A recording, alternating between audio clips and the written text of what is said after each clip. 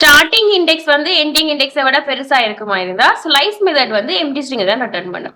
But substring method வந்து ending ஸ்டார்டிங்கும் starting எண்டிங்கும் swap பண்ணும். So உங்களுக்கான அவுட்புட் வந்து ரோசா. நெகட்டிவ் நம்பர்ஸ் நாங்க இன்புட் ஆர்கியூமெண்ட்ஸா ஸ்லைஸ் மெத்தடுக்கு பாஸ் பண்ணீங்க. அந்த நெகட்டிவ் நம்பர்ஸ் எங்களோட ஸ்ட்ரிங் லென்த்தோட கூட்டி தான் அந்த பர்டிகுலர் இண்டெக்ஸை ஃபைண்ட் பண்ணும். ஸோ எங்களுக்கான அவுட்புட் வந்து ரோசா. இது நாங்க இன்னொரு விதமாக யோசிக்கலாம். இப்ப நாங்க முன்னில இருந்து இண்டெக்ஸ 0 1 2 சொல்லி குறிக்கிற மாதிரி பின்னில இருந்து இண்டெக்ஸ -1 -2 சொல்லி குறிக்கலாம். அப்படி யோசிச்சோம்னு சொன்னாலும் எங்களுக்கான அவுட்புட் வந்து ரோசா தான்.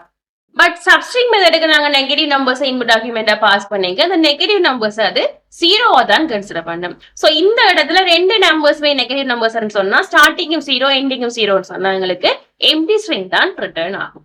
சோ இந்த எக்ஸாம்பிளுக்கு என்ன ஆன்சர் வரும்னு சொல்லி நீங்க கமெண்ட் செக்ஷன்ல சொல்லுங்க.